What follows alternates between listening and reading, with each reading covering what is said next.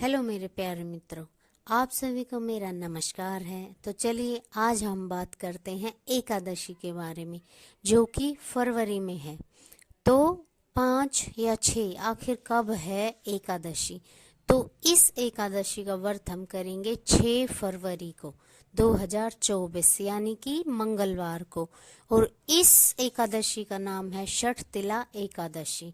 और इस एकादशी को भी हम जैसे हर एकादशी का व्रत करते हैं वैसे ही रखेंगे। और अगर यदि कोई शुरू में व्रत रख रहा है, यानी कि कल के दिन से ही वो अगर व्रत की शुरुआत करना चाहते हैं, तो वो पहले श्री हरि विष्णु के सामने हाथ में जल लेकर संकल्प लेंगे कि हम आपका ये व्रत रख रहे हैं। और अगर आपकी यदि कोई मनोकामना है तो आप वो मनोकामना भी बोलेंगे कि हे भगवान श्री हरि नारायण जी, हम इस मनोकामना के लिए आपका ये व्रत रख रहे हैं और हमारी ये मनोकामना जरूर पूरी करना। और इस तरह से फिर आप उस जल को धरती पर छोड़ दीजिए।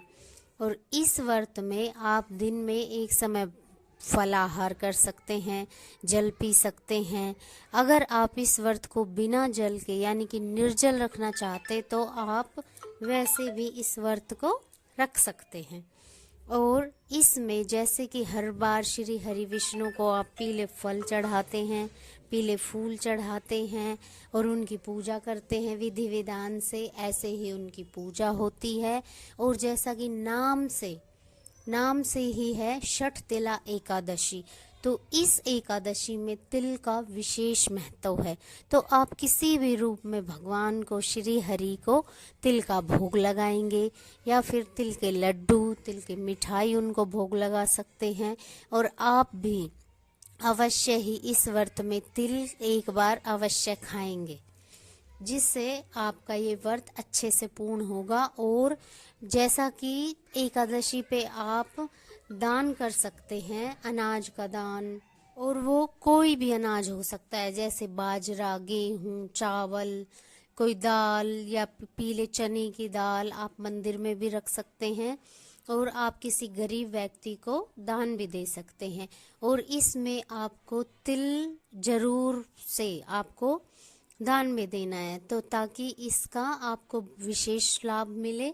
और ये षठ तिला एकादशी होती ही विशेष इसलिए है ताकि आप किसी न किसी रूप में तिल का उपयोग करें और तिल का दान भी करें। तो चलिए आपको ये बताते हैं कि आपको शुरुआत कैसे करनी है। सबसे पहले आपको शुभ मुहूर्त में सुबह जल्दी उठना है, नहाना है, धोना है और अपने सारे काम करने हैं। और इस दिन एकादशी के दिन पोछा नहीं लगाना होता और बाल काटने भी नहीं होते, इसलिए आपको एक दिन पहले से ही सर धो लेना चाहिए, बाल काट के अपनी चोटी कर लेनी चाहिए, ताकि आप एकादशी को ऐसा कुछ ना करें। और आप इस दिन जब नहाएं, स्नान करें, तो जल में थोड़ी सी हल्दी डालकर स्नान करें।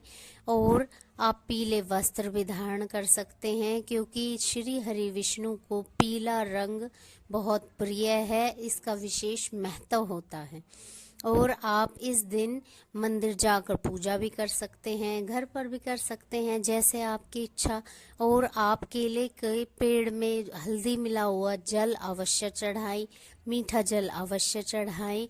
और छोटी छोटी कन्याओं को आप कोई मीठा भोजन भी दे सकती हैं, उनको प्रसाद भी दे सकती हैं। और इस तरह आप श्री हरि विष्णु के साथ साथ माँ दुर्गा का भी आशीर्वाद प्राप्त कर लेते हैं, क्योंकि छोटी छोटी कन्याएं माँ दुर्गा का रूप होती हैं।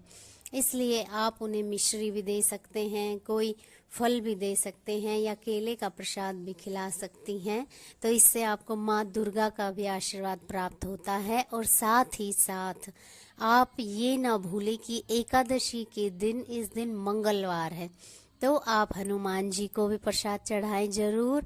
और अगर आप औरत हैं तो माँ गौरा को भी आप अवश्य प्रसाद चढ़ाएं, जिससे आपका जीवन सुखी हो और आपके घर की उन्नति हो और आपका जीवन शांति से कटे। तो इसलिए ये है षठ तिला पूरा एकादशी कि आपको कैसे करनी है। तो खुश रहिए, बिंदास रहिए और भगवान श्री हरि का व्रत करते रहिए। वीडियो को लाइक करें, शेयर और सब्सक्राइब करें। धन्यवाद।